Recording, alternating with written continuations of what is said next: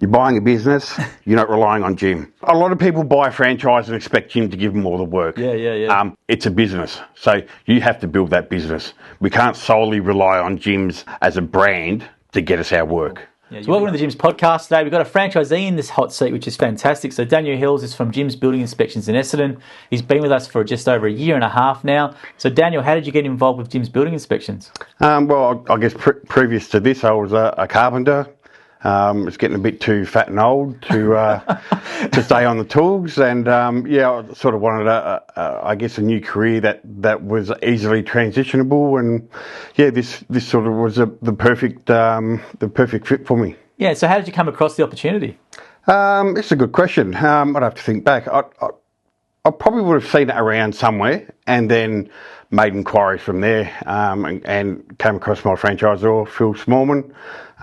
He sort of held my hand for quite a while, because I was I wasn't ready to step in straight away due to a few personal issues going on, and he eventually got me over the line, and here I am. How's it been over the last year and a half?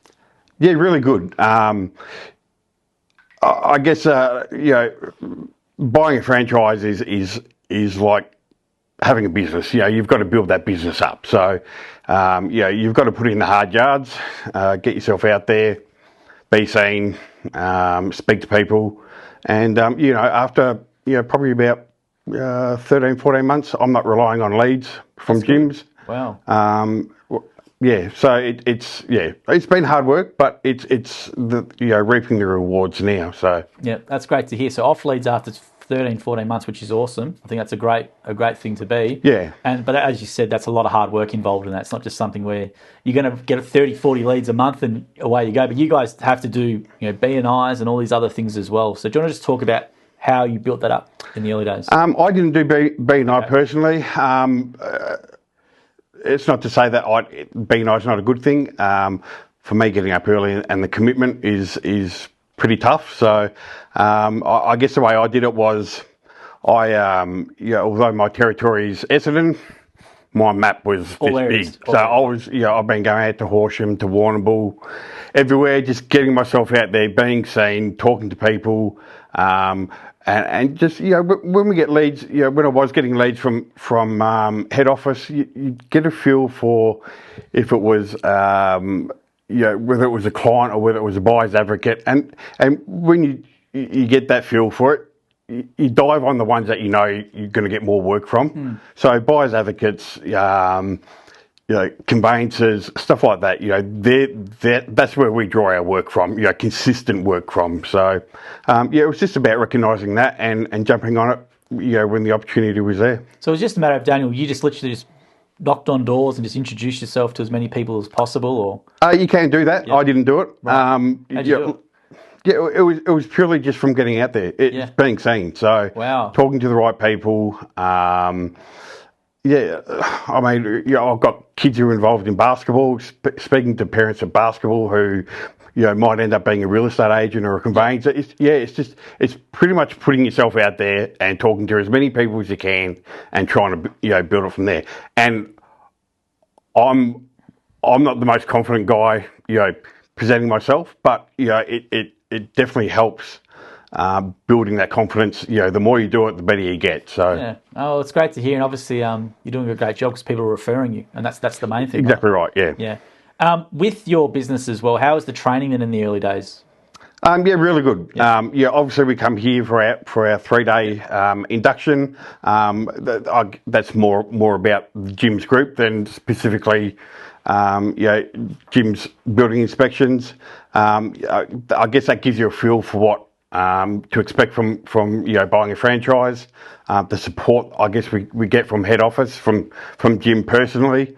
That was good for those first 3 days, and then from there we have our what we call our CBRI course, which is our pre-purchase training for Jim's building inspections. That was about a week.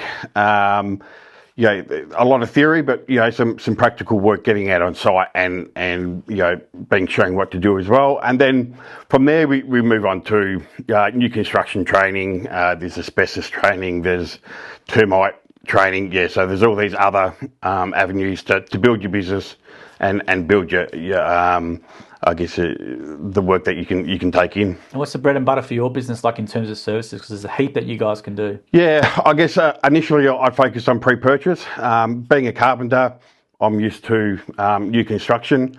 But I think Jim's Building Inspections as a brand has more foots in doors with pre-purchase. Our new construction, I think, needs to be built a little bit more. But now I'm focusing on new con. So, still not necessarily easier. It's just a cleaner. I'm not climbing under houses. I'm still getting into roof voids. But, the roof voids are clean, whereas doing pre-purchase, you really got to get down and dirty and get in there. And once again, probably a little bit fat to be getting into some of those spots. So it's, I'm trying to build my business on the new con side of things now. And then once I get that to a reasonable stage, I'll run both of them. That's the beauty, though. You've got a good business where you don't need leads, where you can now shape your business to what you want to do. You don't have to just be beholden to doing that. Now, let's talk about the services, because you mentioned a couple of them then, and I want to get into some good information for people who watch this, because it'll be very valuable. The pre-purchase inspections, right? Yep. A lot of people know they need to get one, but they don't know, when to get a building inspector involved. So when should someone, if they're thinking about a property, get you guys in? Predominantly with pre-purchase, it's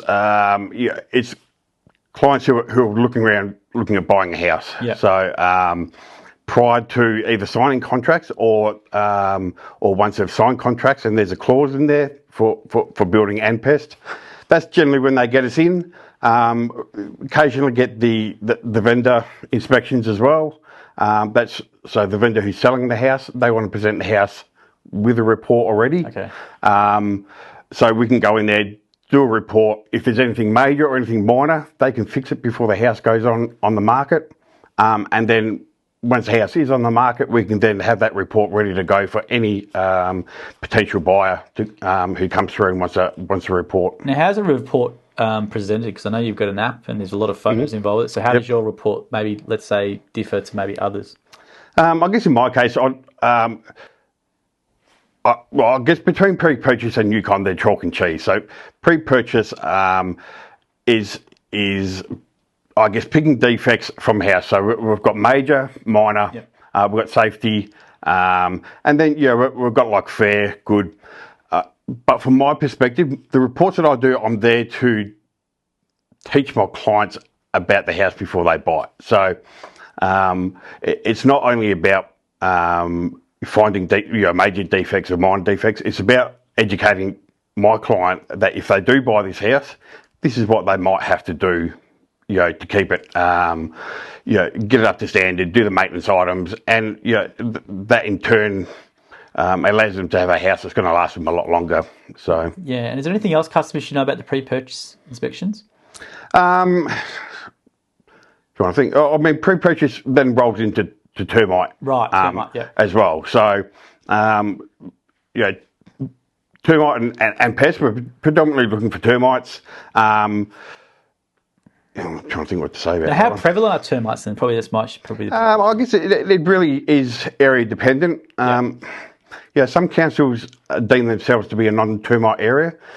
In my opinion, termites are everywhere. They can migrate wherever they like. Yep. So I'm a firm believer that every house should have a termite management system in place to avoid the costly disaster if termites do get into a house and cause a lot of damage. Yeah, because where are some common, obviously there's a lot of wood houses in Victoria, and there's a lot of wet and damp and stuff like that, so I just presume it'd be a quite common thing that you come across. Yeah, I mean, at the end of the day, it's looking in the right places and trying to find them. I've done a lot of, like I said, a lot of country Victoria.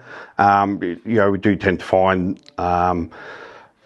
a bit more as we go out, but we also find them close to Melbourne as well. So they're really non-biased. They will go anywhere. So when you find that and you identify it for the customer, you present it to them, are you able to then are you able to guide them to how to rectify it, or what do you do from there? Yeah, once again, it's an education type thing. So through our termites, it's then trying to find out where they are, if they're still there, and I guess from there refer them on. Go to Jim's Pest Control, get them to get in there, do their thing, catch them, kill them, whatever they want to do.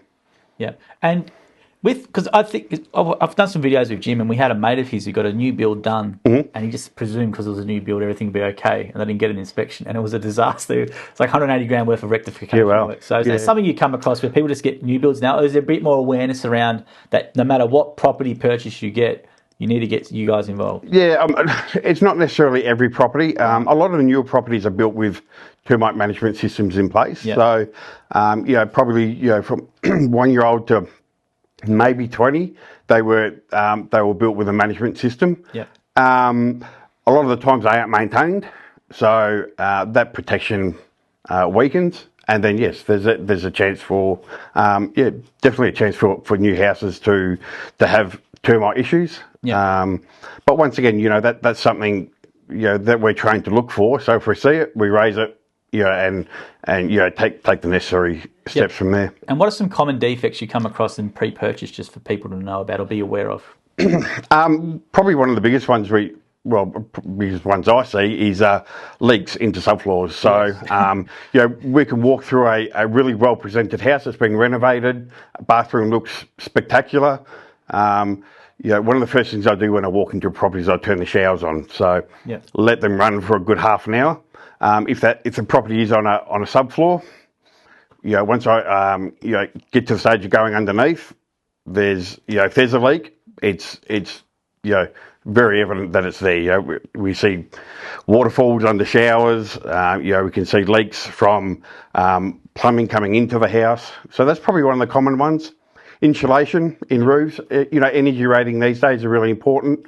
Plenty of houses we get into may have the blow-in insulation. Over time that deteriorates, it loses its energy rating. Small things like that where can make a big difference. So I think leaks and waterproofing is a big one. I know with our house we had that happen, and it's just a real big pain. So it's costing the industry billions of dollars a year, water ingress. So particularly failed waterproofing. We're lucky now that those waterproofing issues are slowly getting weeded out because it's getting better.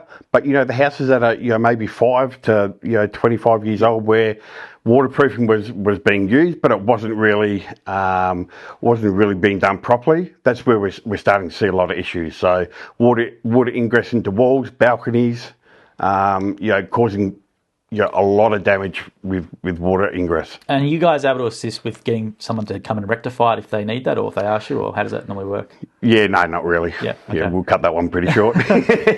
Yeah, we don't offer advice on cost rectifications and stuff like that. It's more finding the problem, detecting the problem, and Because I presume it'd be massive. Massive, Victoria, as you said, the waterproofing standards I think a bit more serious now. But before, as you said, there's a period where that 20-25 years where it wasn't. It seemed like every house now has a issue with it. Yeah, correct. Yeah, particularly balconies. Balconies over habitable areas. They weren't waterproof properly, and that 10, 15 years later, we're starting to see that water ingress, going through into the livable areas. Yep. Timbers, major structural timbers that are rotted underneath. Yeah. So definitely something that we do pay particular attention to, and so should everyone who has a balcony. Always it's all about, I guess, monitoring any situation. If people with old houses see a water stain on the ceiling, don't leave it there. It's a matter of having a look at it, getting someone to have a look at it, see where it's coming from, and trying to resolve that problem before it gets too big. Absolutely. You mentioned new construction before. Yep. So just tell us a little bit about that service and what's involved in that. Yeah, right. So predominantly we do a five-stage inspections. So we do a pre-pour. So before the concreters do the pouring of the concrete, we're checking the steel, making sure it's all been done compliant, that it matches engineering, et cetera, et cetera. Next stage from there, we do a slab and a frame inspection. So we're checking levels on slabs, making sure all the edges are, that there's no honeycombing or frame overhang or concrete overhang. And then we're also going through the frame inspection, the frames, making sure that's all compliant. It all matches the plans. From there, we do a lock-up or a pre-plaster. So, once a lock-up chippy's gone through there, once we've got plumbers, electricians have all done their rough-ins, insulation. Once that's all been installed and ready for it to be plastered, we go in there, make sure that everything has been done right. Otherwise, if it's not done right, builder tends to cover it with plaster. It's never seen again until that issue raises, the issue comes along again. So from there, we then do a fix and waterproofing inspection. So obviously, talking about waterproofing, that's really important that we get out there and make sure that it has been done compliant. As much as that industry has cleaned up a lot, there still is a lot of bad non-compliant waterproofing being done. So it's imperative that as part of our inspection, we get out there and make sure it's been done properly, and that saves the problems 5-10 years later when there has been water ingress and yes. Yeah. From there, and the last one, we do what's called a practical completion inspection. So, generally a couple of weeks before the client gets the keys for handover, we go through, make sure that the house is, once again, all compliant, pick any cosmetic defects, any brickwork issues, any tiling issues. Yeah, just making sure that the hard-earned dollars that the client spent on their house is has been well spent. Absolutely. You're their representative with the builder, and you hope builders do the right thing, but we know there's a lot of pressure in the building industry, and you know that best from being a former chippy. So how do you see the standards of overall of the industry the last couple of years? It's obviously in the media a lot. It's very hard to be a builder now, and it's a good question. I thought things were getting better. I think things are starting to go a little bit backwards, and it's probably got something to do with, I guess, trade shortage. No one wants to, pick up a trade anymore. So, there's definitely a lot of, trade shortages in there. So, there's a lot of people who are doing the job that shouldn't be doing the job. Quality, it really does depend. You can pay the best builder in the world and get a really bad supervisor and get a bad job, and the absolute reverse. You can get a really good, really bad builder and get a good supervisor, and get a really good house out of it. So it's really hard to pick. So $1 million house can still have a million problems. So. And how do the builders go dealing with you guys on site? Because obviously that's why it's a good thing for clients to get you involved. The lingo. Yep. They're probably more comfortable with talking with you as well. So how does that go? I think builders are a lot better, or a lot more receptive to it now. I like to look at it as where they're educating. We're not telling a builder how to build a house. We're educating them on how to do it right. There's a lot you've got to know in the building industry with Australian standards and National Construction Code and guide to standards and tolerances. So no one's going to know it all, including myself. So I like to look at it more that we're educating the builders and the trades the right things to do, and then when they get to the next job, they're doing the right thing, and we're not having to find those defects. So, and is there any other services that you do for customers that we haven't asked you about in terms of you got pre-purchase new construction? You mentioned termites before. Is there anything else that you find yourself? Yeah, so there's we offer an asbestos. So testing. So it obviously it's a dangerous material. So if the client's worried about, if they're doing renovations on an old house and they're worried about asbestos being in the house, we can take samples. We take them to a laboratory, and they get tested and come back either positive or negative for asbestos. And how prevalent is it from your experience? Quite. Yep. Yeah, it's there quite a bit. So, anything pre-90s has a potential to have asbestos in it. So a lot of people think, it was in the 60s, 70s. My house was built in the 80s. I should be right. But I think it was the late 80s that they stopped using asbestos. So, you can find it anywhere. A lot of people think it's just in the in the sheets that they may use in the eaves or the ceilings or the walls. But it's in the glue that they use for the lino. It's in the wood putty that they put around the windows. It's everywhere. It's in the glue. Wow. So as you said, if you find there is, then we can obviously, you can do the sample. You can obviously bring in hazmat or Jim's hazmat, which we have, which is a great thing as well. Now with customers, you mentioned buyers agents, conveyancers. Now, why do buyers agents or why conveyancers should use you guys? Because obviously there's a few mobs around now and there's independents and stuff. So what do you think your point of difference is for gyms? Well, I guess with conveyancers, if they're just using gyms, it gives them a really solid, consistent reporting process for their clients. So obviously at gyms we pride ourselves on customer service, and a buyer's advocate and a conveyancer, they want that customer service for their client because what we do reflects on them. So if we're doing a good customer service job for their clients, it's keeping everyone happy. And your reports are fairly detailed from what I've seen. You take a lot of material in there. You obviously take a lot of photos and you explain it to the customer. And from your own service standards, what do you do beyond maybe the normal person in your industry?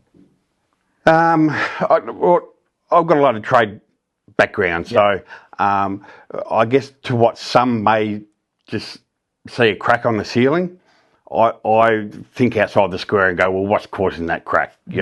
So it may not just be a crack. There may be something failing in the roof. There may be something failing in the subfloor. So I think for me, being in the industry for so long, it allows me to have a really broad perspective on everything around me. So it's not only the attention to detail, it's also what's behind that detail. So it's going to be a dumb question. It probably is a dumb question. A lot of people are buying apartments now. Obviously, there's a big push, buy apartments. So if someone's buying an apartment, what would you sort of say to them? And how can you guys then help someone looking at apartment purchase? Yeah, so apartment purchases, they were like any other builder. They were slapped together really quickly. So waterproofing issues, balconies, once again, big issues on apartments. Even waterproofing in wet areas, bathrooms, laundries, depending on how big the apartment is. So a lot of people think they don't need a building inspection on an apartment. You got to remember too, it's not only my job to walk through a house or an apartment and go, this is wrong, this is wrong, this is wrong. I like to also say, well, this is right, and this is right, and this is right, because the buyer also wants to know that they're buying a good property. So just walking through and being negative about all the things in the house. Well, how about telling my clients, you know what the money you're spending is actually going somewhere really well. You've got double glazing, you've got high-end fixtures. We can mention that in our reports. That's a good thing to mention because I think a lot of people sometimes might even avoid getting a building inspector because they don't want to be talked out of the property, so they don't do it. But then they probably need it. But that's a good thing to hear. So there's obviously pros and there's cons with everything, and you obviously just there to outline it to them and hopefully the pros outweigh the cons for them. Well, once again, it's about educating the client. We're not there to educate, on everything that's bad. We're there to educate on also what's good about the house. So, the reports with nothing on them, they're the ones that you got to worry about. So we like to have a bit of a mixture of both. The bad and the good. Yeah, and I was going to say, is there any other common FAQ type questions you get from customers about your service? I'm sure there'll be heaps. Probably one of the biggest we get are you a registered building practitioner? Okay. And it's not necessarily a grey area, but in Victoria we're not required to be registered building practitioners. So that allows us to do this job. Now, a lot of real estate agent contracts that have been written by Reeves, so Real Estate Institute of Victoria. Yep. They have a little clause in there saying that if there's a major defect, because a major defect is an exit clause out of a contract for a client. So the Reeve contract says if you're not a registered building contract practitioner, if you pull a major defect, you can't get out of the contract. So. Right. So it makes our job difficult. Theoretically, it's an illegal clause in there because we're not required to do it. But Yeah, I was going to say as well. What else from customers do they ask you about property? Is it generally just specifically, should I offer this? Do you actually get cast about if you find a lot of defects? Do they come to you about offer advice? Well, how does that normally work? Like, here's a bunch of defects. Yeah, do they use that as a leveraging tool or as a bargaining tool to go back to it? Definitely. Like having a building report and having a lot of items on there, sure, can be used as leverage when purchasing a property. I'm not a real estate agent. I'm not there to tell them how much they should take off, for purchasing, or how much they should offer for the property. But yeah, definitely. I guess it's a whole, that's one of many things of why a report is needed when you're purchasing a property. So absolutely. And I was going to say, being a franchisee in gyms, how have you found it? Really well. Let's be really honest. Before I came to gyms, I was going through a really hard divorce. I had some really severe mental health problems. I was in and out of hospital. I tried to commit suicide. So I was in a really bad place. And, gyms, I probably owe part of my life to gyms. Really? So, yeah.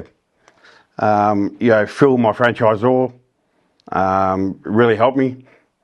And, coming in here and doing this has given me a new lease on life. So, it's probably a really weird thing to say, but yeah, there's definitely a part of gyms and the franchise that I owe my life to.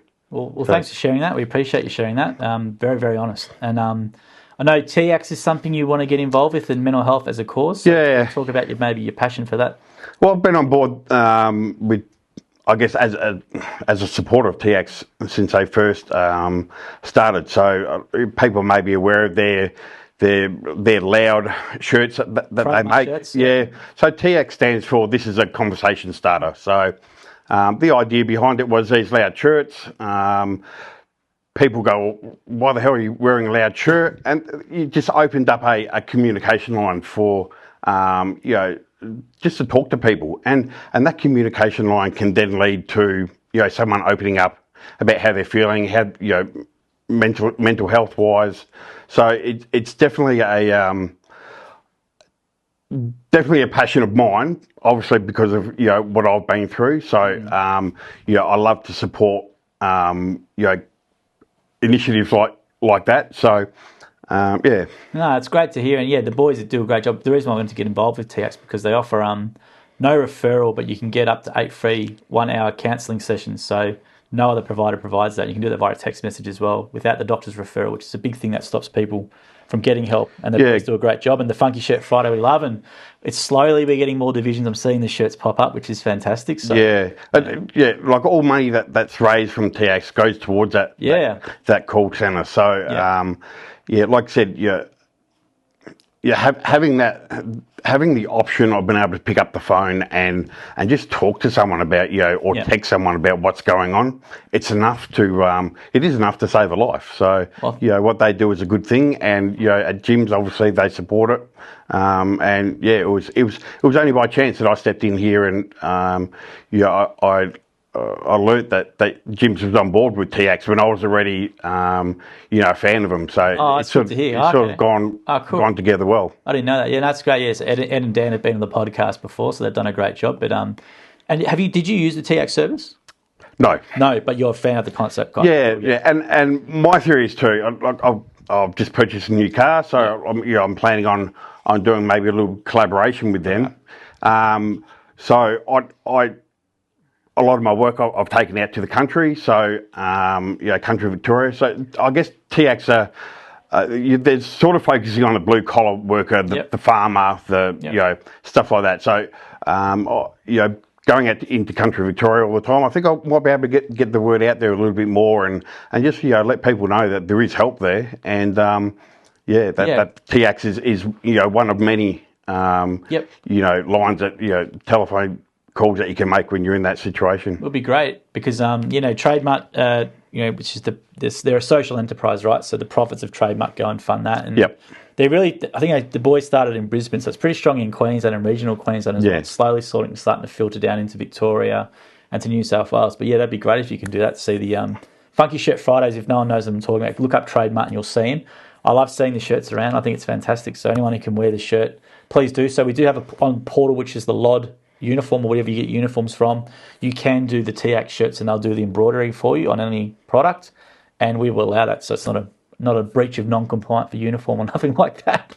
If you ever got a non-compliant or something for that, we would sort that out pretty quickly. But I think it's a great thing for sharing that as well. Yeah. And it's a massively important issue, especially for older men. It can be a big issue, and things like divorce, which people unfortunately experience, is very tough. And who do you go for to help? And having TACS, which is 8 free counselling sessions where you don't need a doctor referral, so you don't need to go to a doctor and get the mental health plan, is a really good thing to get behind. Yeah, well, unfortunately, not that long ago, we lost a franchise to mental health battles. So, it's programs like TACS that that they could have saved the life. So. Well, we've lost 3 this year in gyms, unfortunately. Oh, there you go. And because we've got so many franchisees, and proportionately, it's probably that's unfortunately we're going to experience that. But and feel sorry for obviously Jim's building inspections. There's Jim's mowing and a couple other. I think there's another division as well, which unfortunately happened, and all men with families as well. So it was quite devastating. But it's a massively important thing, and we've got to do more of it as well. So what do you love about your industry? So you've been a chippy for so long, and you're sort of now on the other side of it. So what do you like about it? I think I was born with sawdust through my veins. I think it all started with my grandfather, who was really handy with his hands, and I used to go out in his shed and build little toy cars, and he used to build puzzles and sell puzzles. I used to give him a hand with that. So I think from a young age, it's the building industry has been forefront for me, and it's probably my passion, I guess, at the end of the day. And when I knew my time was up on the tools, I didn't want to leave the industry, and that's why coming here and doing building inspections was a really good transition. Yeah. And kept me in the industry that I love being in. It sounds like to me, I've interviewed a lot of building inspection guys. It's just the perfect transition for them. They don't want to get out of the industry, but they know. If they're running a building company, which is very hard, it's going to be a massive slog, and they want to use their skills still. What do? It seems to me like it's just the perfect one to go across. Yeah, correct. And they make the best building inspectors. That's absolutely. Some may disagree, but having that industry experience and that is really important to what we do, because we're looking at structural issues, we're looking at defects that the normal person wouldn't recognise it as a big problem. So it's definitely an advantage having a trade background. I think you guys are going to be busy over the next coming years with all these really these building targets, which they want to try and hit. There's going to be a lot of stuff coming up. So and spring's coming for us. A lot of houses go on the market in spring as well. So our pre-purchase ramps up a fair bit this time of year as well. So I think it's going to be booming. Do you get many homeowners getting you involved with they want to sell before they start putting on the market, or how does that work? Yeah, well, that's a market we're trying to break into. Right. Now, what would be the advantage for a homeowner? Because a homeowner might be going, I don't want you to come in and tell everything that's wrong, but the thing is, there's so much awareness in the market now, whereas the person coming to buy your place is most likely going to get an inspection. So yeah, correct. It's all about getting on the front foot. Yeah. So we can go through a house before it's put on the market for the vendor, and if there are any issues, they can fix it before it goes on the market. So, and then when the buyer comes in with their own building inspector, those problems aren't there.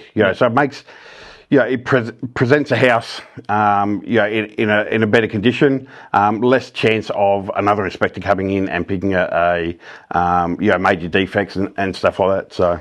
We mentioned a little bit before indirectly, but why do you think people trust gyms or trust gyms building inspection? What do you think, from your perspective, is our main difference in the market? I guess it's brand awareness. Gym does everything pretty much, and I think gyms as a brand is built on good customer service.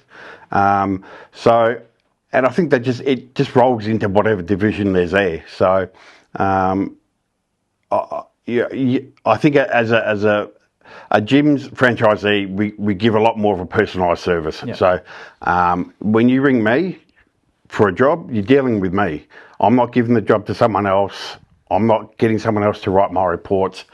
I'm hands-on throughout the whole process, and that allows a client to have an easy contact with.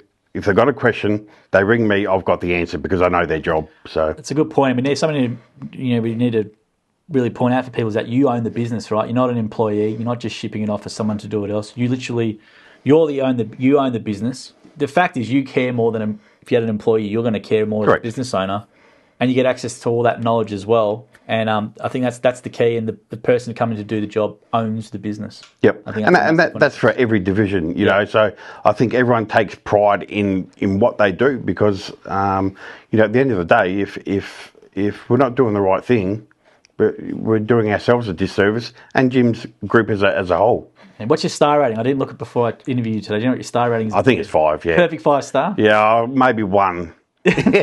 Maybe one bad one, but it's 5. I'm pretty sure it's 5. Sure, I should have had a look before us as well. But it's tax time now, and I've interviewed a few of you guys before, and tax depreciation service is something that you guys do that customers might not know about. So do you want to talk about that service in a bit more detail? Yeah, so it's really important. It's another addition we can put to our services, particularly obviously pre-purchase and building in termite, and then with our new con as well. Got a lot of investors coming into the market who, they're buying pre-established homes or they're buying brand new homes, still require, to get the tax benefit, you need a tax depreciation schedule. So we use a third-party quantity surveyor, Costa.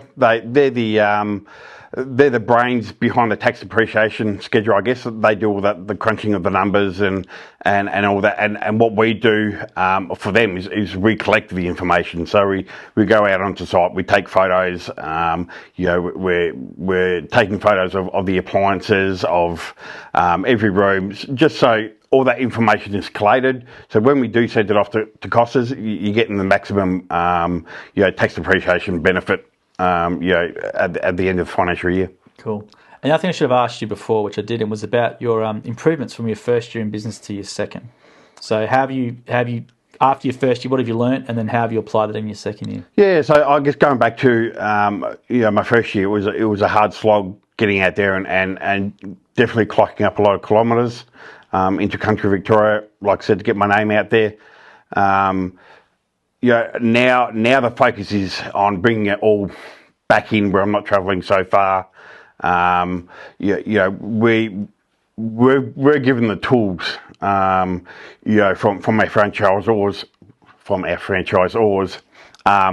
in how to refine our business and try and make it easier, quicker, and to make more money. So.